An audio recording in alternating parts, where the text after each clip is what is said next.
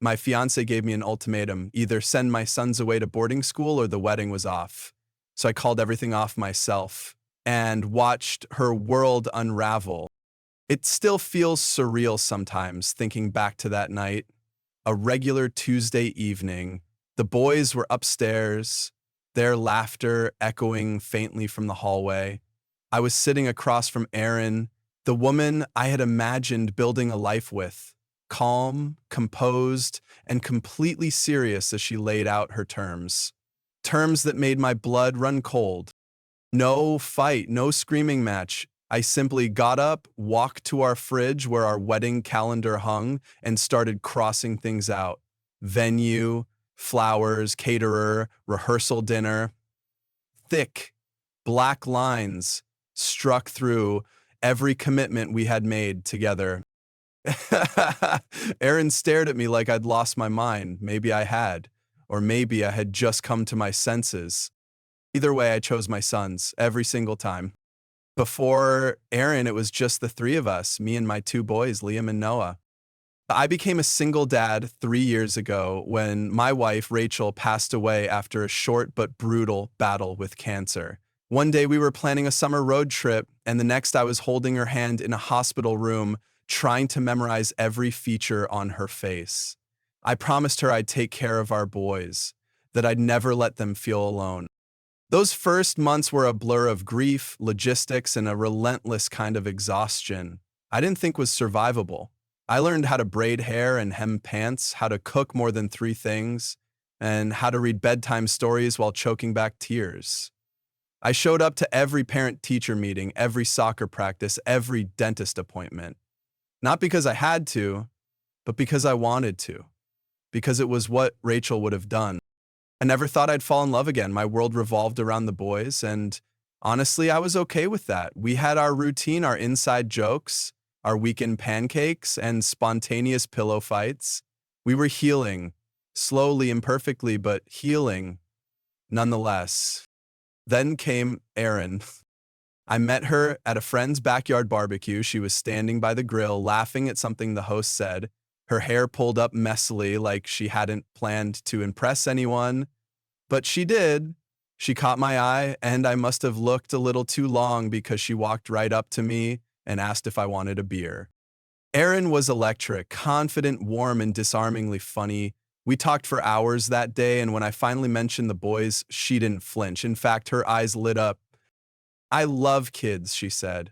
I used to babysit my cousins all the time. I think being a mom is one of the most important jobs in the world. That night, I remember driving home and wondering if maybe, just maybe, I was allowed to have something for myself again. Erin didn't just tolerate my kids. At first, she embraced them. She brought over board games and cookies, took them to the park, helped Liam with a science project on volcanoes, and even cheered at Noah's Little League game like she'd known him for years. The boys were polite and cautious, but they didn't reject her, and in our world, that was something. We started dating, slowly, carefully. I told her from the beginning, my kids came first, always. She nodded as she understood, and honestly, I thought she did. Our weekends started to blur together, Friday night dinners, Saturday morning hikes, and movie nights on the couch, with all three of them falling asleep halfway through. She was there when Liam had the flu, sitting beside his bed with a wet cloth. She helped me clean out the attic one Sunday and found an old box of Rachel's journals.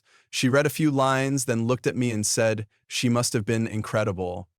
That moment meant a lot. It felt like she respected what came before her. After almost a year, Erin began spending more time at the house. Sometimes she'd stay the night, make breakfast in the morning, and braid Noah's hair before school. She started leaving a toothbrush in the bathroom and a sweater on the coat rack. The house felt less like a place we were surviving in and more like a home again. One afternoon, we went to the beach with the boys. It wasn't a particularly special day, just sunshine, salty air, and sand stuck in everything. But I remember watching her help Noah build a sandcastle while Liam collected shells nearby, and this warmth just hit me. Maybe it was time to stop holding back. Maybe we could be a family. A few weeks later, I proposed. Nothing flashy, just the four of us at our favorite burger joint after a soccer game, me with a ring in my pocket and my heart on the table. But she said yes. And for a while, it really felt like the start of something good. Looking back, I think I wanted so badly to believe we were all getting a second chance, that the boys could have a mother figure again, that I could have someone to share the load with, someone to hold at night after the chaos, someone who chose us. And for a while, Erin made me believe she had. Looking back, I wish I'd paid more attention to the little things. The quiet shifts didn't seem like much on their own, but together painted a very different picture. The first sign came a couple of weeks after we got engaged. Erin suggested refreshing the house. Not redecorating, refreshing. She said it with a smile and a kiss on my cheek, as if it were the most innocent idea in the world. I didn't mind the thought. We'd lived in the same space since the boys were toddlers. Maybe a few updates would be nice. But her suggestions weren't about aesthetics. She didn't want to add anything. She wanted to remove things. She started with the boys' artwork hanging on the fridge, carefully taking it down and saying, let's keep it in a scrapbook so it doesn't clutter the kitchen. Then she moved on to the living room, subtly relocating Liam's beanbag and Noah's toy crate into the garage, just for now. One weekend, she brought over a catalog filled with sleek furniture and began circling things. We should make this place feel a bit more adult, you know? I nodded, but something inside me twisted. Our home was a bit chaotic, yes, but it was ours, and it was full of my kids. The boys noticed the changes too. They didn't say much, but I caught Liam frowning when he saw his bookshelf half empty, or Noah silently pulling his beanbag back into the corner when Erin wasn't around. I reassured them that nothing was permanent, that it was still their home. Erin didn't stop there. She started talking about having a baby of her own. I wasn't against the idea, someday, but the way she spoke about it felt exclusive. She wanted a fresh start, a new family, one that didn't come with the complicated weight of the past. She never said it outright, but it was in the way she'd talk about names in nurseries while ignoring the boys sitting at the dinner table. Then came her brother, Mark. He was a frequent topic in Erin's stories, a down on his luck kind of guy who couldn't hold a job, had lived with their parents on and off for years, and always seemed to be between opportunities. I sympathized at first. Everyone has that one family member who struggles more than others. But Erin's tone started to change. She mentioned how hard it was for Mark to be at home with their parents and how he just needed a stable place to get back on his feet. I didn't think much of it until one day, out of nowhere, she said, wouldn't it be amazing if we could help him, once we're married? I blinked at her. Help him how? She shrugged. Just a temporary stay. Maybe he could use the spare room for a while. That room, it wasn't just spare. It was my home office, the boys' art room, and our little project hub. It was a part of our lives. I gently said no. She let it go, at least on the surface. But I could feel the tension, a tight smile, a nod that didn't reach her eyes. Around the same time, her dynamic with the boys shifted. She became more managerial, asking pointed questions about their routines, making comments about how they'd benefit from more structure, or how boarding schools had amazing programs. One day, Noah asked me what boarding school meant. That hit me like a gut punch. When I asked him where he heard it, he said, Erin told me it's where smart kids go to learn cool things. I confronted her, she laughed it off, said she was just sharing ideas and that it wasn't serious, but I couldn't shake the feeling that she'd already made decisions without me. From that point on, I watched more carefully. I noticed how Erin always looked slightly annoyed when the boys interrupted her, how she rolled her eyes when they talked over each other at dinner, how her conversations increasingly began with, when it's just us, or once the boys are off at school. She wasn't trying to be a part of our family. She was trying to build a different one, from scratch, and she wanted mine cleared out first. The night it all came crashing down wasn't dramatic in the way you'd expect. No slammed doors, no screaming, just a quiet conversation that detonated everything. It was a Thursday. The boys were upstairs finishing homework, and I was on the couch half watching a documentary while replying to emails. Erin came in from work, unusually quiet. She didn't take off her coat, just stood in the living room, her fingers fidgeting with the zipper. Something was coming. I could feel it. "We need to talk," she said. Those 4 words, I muted the TV and sat up straight. "Okay." She took a breath like she was diving into deep water. "I've been thinking a lot about how things are gonna work once we're married." I nodded slowly. "Sure. What's on your mind?" "It's the house," she said. "It's too small. There's not enough space for all of us to live comfortably." I frowned. "We've made it work so far. The boys have their rooms and I've got the office." "That's exactly the issue," she said. "We don't have room for anyone else, for Mark." My stomach dropped. "Erin," I said cautiously, "we already talked about this. That room is for the kids. It's not available." She held up a hand. I know. And I've been trying to think of a solution that works for everyone." Her voice softened like she thought framing it gently would make it better. "I think we should send the boys to boarding school." The words hung in the air like poison. I couldn't even form a sentence at first. I just stared at her, trying to process the suggestion. No, not a suggestion, a plan. Something she'd clearly been thinking about for a while. "Are you serious?" I finally asked, my voice barely above a whisper. She nodded. "It would be good for them. Structure, independence, top-tier education. They're old enough to benefit from it. And it just so happens it would clear up the space Mark needs." Her expression tightened.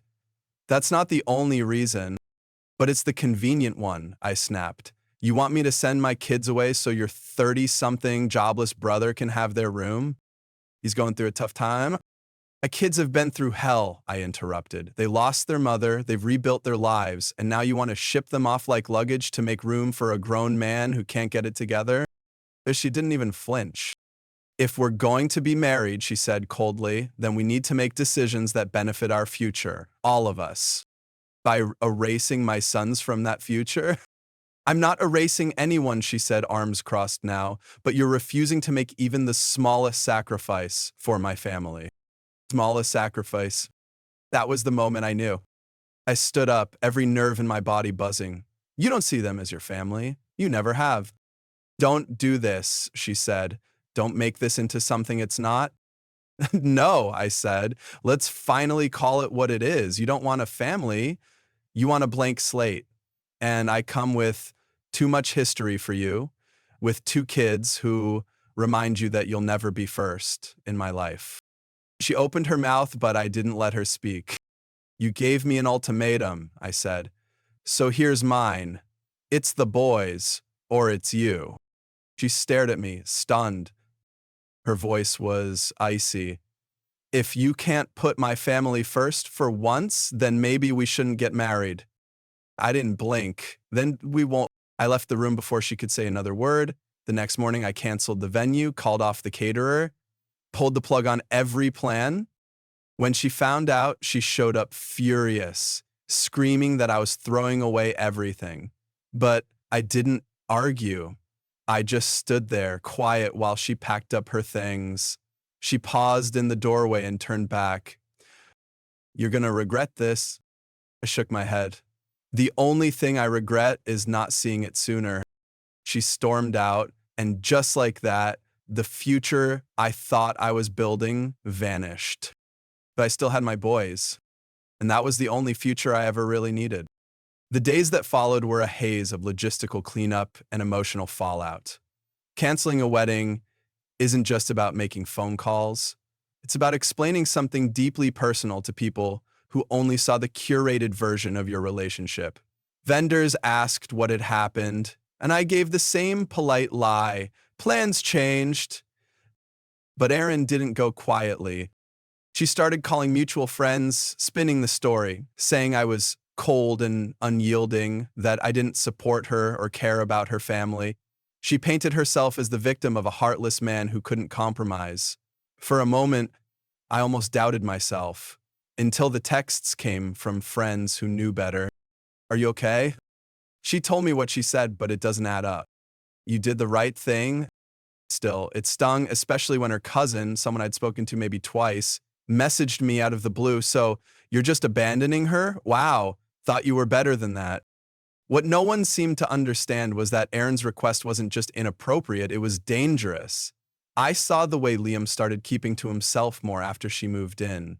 The way Noah stopped leaving toys out like he was afraid they'd be taken again. My home, their home, had become a place of quiet tension, and yet, for all the pain, there was relief. The boys didn't know all the details, but they knew Aaron was gone. One night, Liam climbed into bed beside me, curled up quietly, and whispered, "I'm glad it's just us again." I almost broke right there. I'd nearly traded their peace for the illusion of love. That realization hit harder than any breakup ever could. After Aaron left, the house felt quieter. Not peaceful, just still. Like it was waiting for the dust to settle. Like it knew we were all holding our breath.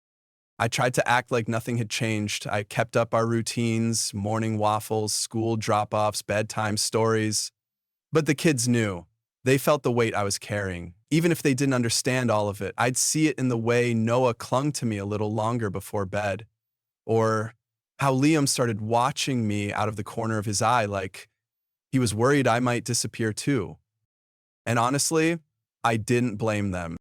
There were moments in those early weeks when I genuinely questioned everything. Had I overreacted? Had I thrown away a future because of pride? Would my boys hate me one day for pushing away the one person who might have filled the space their mother left behind? I tried to distract myself with work, with house repairs, with anything that didn't require emotional energy. But grief has a way of sneaking in through the cracks. I'd find myself staring at the empty spot on the coat rack where Erin's jacket used to hang, or opening the pantry and seeing the brand of granola bars she liked and suddenly feeling like I couldn't breathe. One night, I broke down in the laundry room. It wasn't a dramatic moment, just a simple task gone wrong. I spilled detergent everywhere, slipped a little, and somehow that tiny chaos cracked open something inside me. I sat on the cold floor, head in my hands, and just cried. Not quiet tears, sugly, painful sobs. For Rachel, for the boys, for everything I had hoped and lost. I thought I was alone until I felt a small hand on my shoulder. It was Noah. He didn't say anything, just sat beside me and leaned his head against my arm. We stayed like that for a long time. That moment, more than anything, reminded me why I'd done what I did. But even with that clarity, I couldn't deny how alone I felt. Erin wasn't just a fiancée, she was the first person I'd let in since Rachel died. She was the first woman who made me believe I could feel normal again, laugh again, trust again. Losing that wasn't just a breakup, it was a collapse of hope I had barely dared to hold onto in the first place. And it didn't end there. A few days after our split, I started getting messages, texts, emails, even a voicemail from one of Erin's friends. They all carried the same undertone, that I was cruel, that I had left Erin heartbroken, that I'd chosen my kids over love, and that maybe I was using them as an excuse to avoid intimacy. Each one felt like a cut. I knew the truth, but it still hurts to be misunderstood and misrepresented. What hurt most, though, was Liam's question one night, "Are we hard to live with?" It came out of nowhere. During dinner, he was poking at his food, not looking at me. I asked him what he meant, and he just shrugged. "Erin didn't want us here. Maybe other people won't either." I felt my throat tighten. I wanted to rage, to scream, to march into wherever Erin was and make her understand the damage she'd done. But instead, I set down my fork, reached across the table, and held his hand. "You are the easiest decision I've ever made," I told him, "and anyone who doesn't want to be part of your lives doesn't deserve a place in ours." He nodded slowly, but I could tell the words only reached part way. That's the thing about hurt. It doesn't always heal just because you say the right thing. I knew then that this wasn't just about moving on. It was about rebuilding trust, not with a partner, but with my kids. I had let someone into their world who tried to change them, who made them feel unwelcome in their own home. That betrayal wasn't just mine, it was theirs too. And it was on me to make sure it never happened again. In the weeks that followed, I started journaling again. Just small entries, thoughts, questions, pieces of conversations I wanted to remember. Writing helped in a way nothing else could. It gave me back a sense of control, of reflection. Sometimes I'd write letters to Rachel, even if I never read them out loud. There was one entry I'll never forget. I wrote, "I almost let someone else define what love should look like in this house. But love isn't about sacrifice for the sake of peace. It's about protection. And if that makes me hard to love, so be it." And for the first time in weeks, I slept through the night. Healing didn't come all at once. It wasn't a big moment of clarity or some movie-worthy breakthrough. It was slower than that, quieter. It started with mornings. I stopped hitting snooze and got out of bed before the kids. I'd make coffee and sit by the window for 10 minutes, just breathing. No phone, no distractions, just letting myself be. That was new for me, just existing without scrambling to fix something. The house, strangely, began to feel lighter, maybe because I'd started letting the boys reclaim it. Liam asked if he could repaint his room something cooler. I bought the supplies and let him take the lead. Noah wanted his beanbag back in the living room. Not only did I bring it out, I bought a second one and joined him for movie nights. Slowly, we were unlearning the tension, one joke, one paint stroke at a time. I also called my sister. We'd been close once, but grief and distance had made our calls infrequent. I told her everything, not just about Erin, but about Rachel, about the nights I still couldn't sleep, about how terrified I was that I'd ruined something essential in my kids. She didn't try to fix it, she just listened. And then she said something I won't forget. "You didn't ruin them. You chose them. That's the difference." That hit deep. We started having Sunday dinners again. She'd bring her twins over and the house would erupt with the joyful chaos I didn't realize I'd missed. The boys were different around their cousins, more open, more animated. I saw their childhood returning in pieces, like sunlight through storm clouds. At work, I let my guard down too. My manager noticed. One day she pulled me aside and said, "Whatever you're doing to take care of yourself, keep doing it." That was the first time I realized maybe I wasn't just surviving anymore. Maybe I was starting to grow again. One afternoon, I was at the grocery store with Noah when we bumped into an old acquaintance, Julie, a friend of Rachel's. We hadn't talked much since the funeral. She asked how I was, and for once, I didn't lie. I said, "Better," slowly, and her smile didn't feel pitying. It felt genuine. We ended up chatting for 10 minutes in the frozen food aisle. Later that night, she messaged me, "It was really good to see you. If you ever want to catch up properly, let me know." I didn't reply right away. Not because I wasn't interested, but because I wasn't rushing into anything. For the first time in a long while, I wasn't looking for someone to complete the picture. I was focused on coloring it in myself. And the boys noticed. Liam started leaving his door open again while doing homework. Noah came to me one night with a drawing, stick figures of the three of us standing under a sun that took up half the page. "This is our family," he said, "no changes." It took everything in me not to cry. That's when I knew we were going to be okay. Not perfect, not untouched, but whole in our own way. The healing didn't mean the pain disappeared. Sometimes I'd still wake up with a phantom pang of what might have been. I'd still catch myself wondering how someone I loved could turn so cold. But then I'd walk past Liam's room, hear music playing and him humming along, or catch Noah dancing in the hallway in his socks, and I'd feel that quiet, resilient joy that can only come after the storm. I didn't just survive the breakup, I reclaimed my peace. And there was something else. I started running again. It had been years since I'd laced up my sneakers for anything other than chasing after the kids. But one chilly Saturday morning, I woke up before dawn, pulled on an old hoodie, and ran.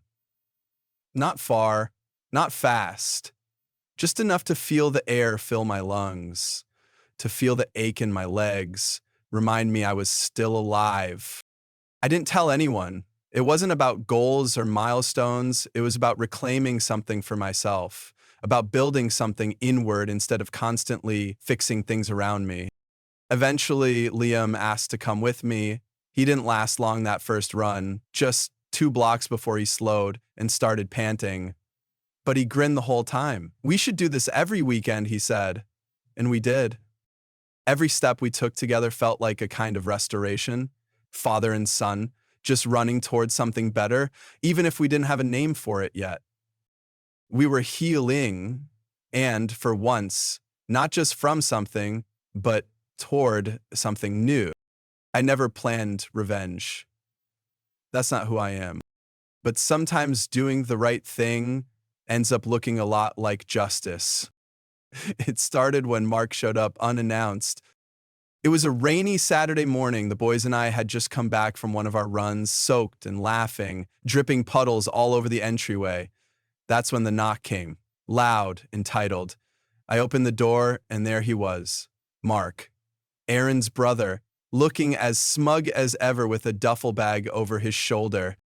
"Figured now that the dust settled, I'd come to check out the space," he said, like he was confirming a hotel reservation. I didn't move. "What space?" He smirked. "The spare room. Erin said it's happening. Said she talked to you." "She was wrong," I said flatly. His smile faltered. "Come on, man. I've got nowhere else to go." "That's not my problem." I shut the door.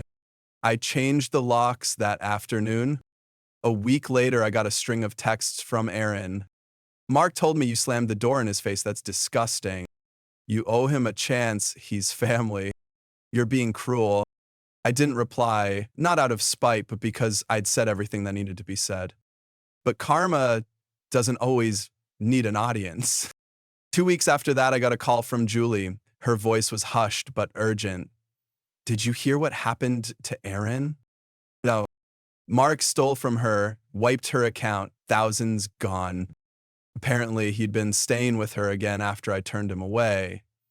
She gave him access to her banking info to help him get a phone plan. Instead, he cleaned her out and vanished. I didn't gloat, I didn't post online or tell the boys, but inside, there was a grim sense of closure. Actions have consequences, and for once, I wasn't the one paying the price. A few days later, Erin showed up at my door. She looked like she hadn't slept. Makeup smudged, clothes wrinkled, eyes dull. She didn't say hello, just stood there in the drizzle and said, "I need your help." I didn't step aside. She went on about how Mark had ruined her credit, how she couldn't pay rent, how none of their family would take her in because they said she enabled him. She blamed everyone, except herself. Finally, she looked up at me and asked, "Can I stay here? Just for a few nights, until I figure it out." It hit me then, she really believed there was still space for her here, in this house, in our lives. Everything she tried to do to my sons didn't matter. Like the ultimatum never happened. "No," I said quietly. Her eyes narrowed. "You're seriously going to turn me away? After everything?" I held her gaze. "After everything, yes. You had a place here. You burned it down."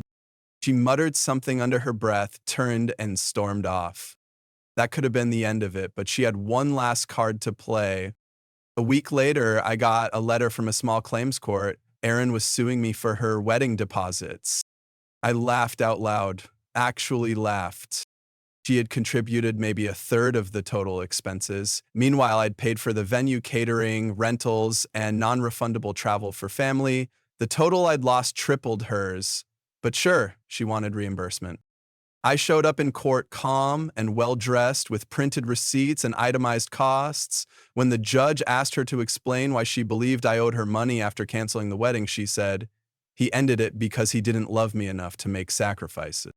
That was her entire case. I didn't even need to speak. The judge dismissed her claim within 10 minutes.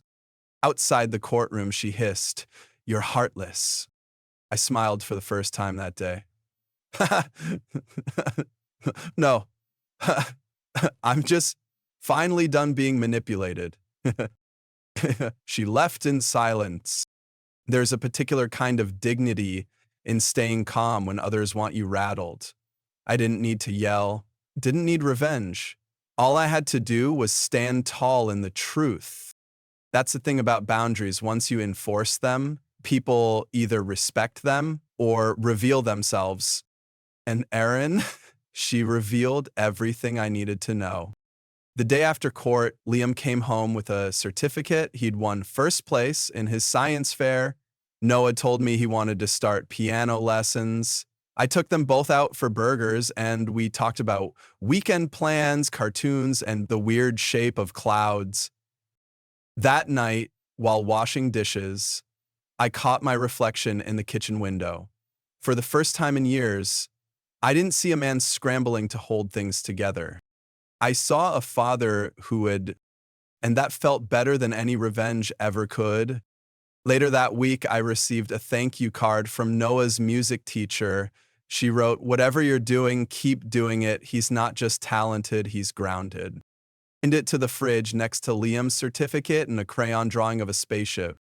There was no applause, no dramatic ending, just a quiet house filled with laughter, mismatched socks, and late-night popcorn. My version of a happy ending. And the best part? I didn't need anyone's permission to claim it. Erin's world didn't collapse all at once. It crumbled slowly, piece by piece, until even she couldn't pretend it was just a rough patch. After the court dismissed her lawsuit, the whispers started. Friends she'd counted on began pulling away. Some stopped responding to her messages altogether. Others kept their distance in more subtle ways. Canceled plans, short replies, polite indifference. Julie told me that once word got out about the stolen money and how Erin had ignored all the red flags with Mark, people began questioning more than just her judgment. They questioned her integrity. She used to talk like she had everything figured out, Julie said. Now she just blames everyone else. Erin tried to save face at first. Social media posts with vague inspirational quotes, pictures of brunches with acquaintances that looked more like afterthoughts than real friendships. But the comments dried up, the likes disappeared. The silence was louder than anything else. Meanwhile, Mark never reappeared. Last I heard, he was bouncing between shelters in another state. Erin stopped mentioning him completely, which was ironic considering how much she once demanded others rearrange their lives to accommodate him. One of her old coworkers told me that Erin had started missing deadlines and showing up late to meetings. Eventually, her boss gave her a choice, a performance improvement plan or resignation. She chose the latter. No more paycheck, no more excuses. And then she did the unthinkable. She reached out to my sister. I didn't even know about it until my sister called me, stunned. Erin messaged me. She said she wanted to talk, said she misses the boys. That was the final straw. I didn't respond directly, but I sent one message through my sister. We are not interested in reopening any doors she closed herself. It wasn't about bitterness. It was about protecting the peace we'd finally found. The sad part? I think Erin genuinely thought she could slide back into our lives once the dust settled. That after everything, I'd feel sorry enough or guilty enough to offer her a lifeline. But pity is not love, and regret doesn't build bridges. One Saturday, I ran into one of Erin's old friends at a park while the boys were at soccer practice. She looked surprised to see me, and maybe a little relieved. "I heard about everything," she said carefully. "You know, she used to say you were the safest man she ever met." I nodded. And still, that wasn't enough. She sighed. She didn't know what she had. I didn't agree or disagree. Some truths don't need to be spoken twice.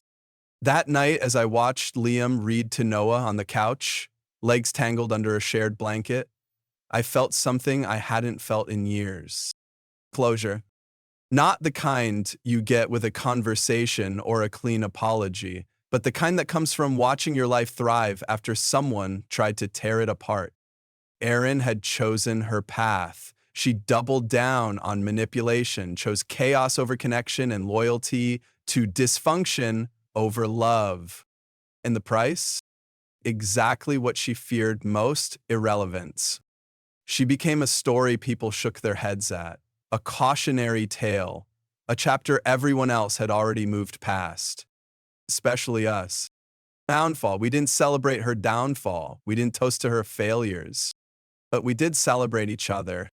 Every moment of laughter at the dinner table, every messy school project, every late night run for milk and cereal felt like a small victory, a reminder that peace doesn't always come with fireworks. Sometimes it arrives quietly through healing routines, in safe spaces, and in the absence of chaos. Erin faded out of our lives, not with a bang, but with a whisper. And honestly, I wouldn't have it any other way. It took months before the dust truly settled, not because of some dramatic event, but because healing isn't loud. It doesn't announce itself. It shows up in the quiet moments.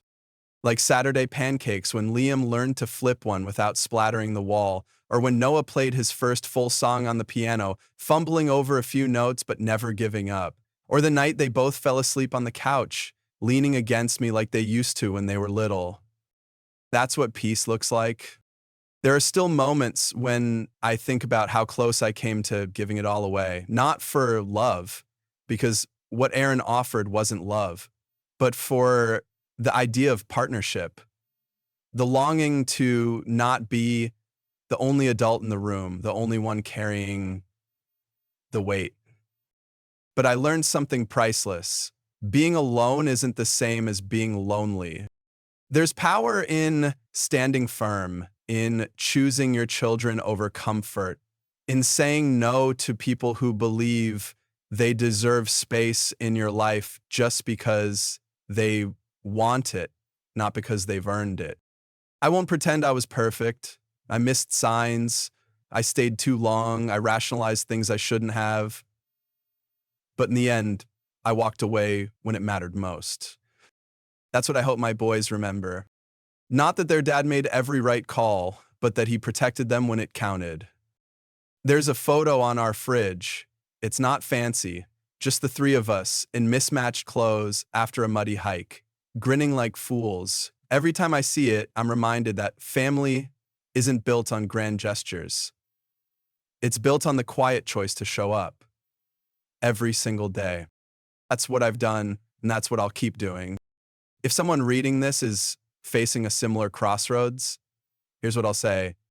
Trust your gut, not your fear, not your loneliness, your gut.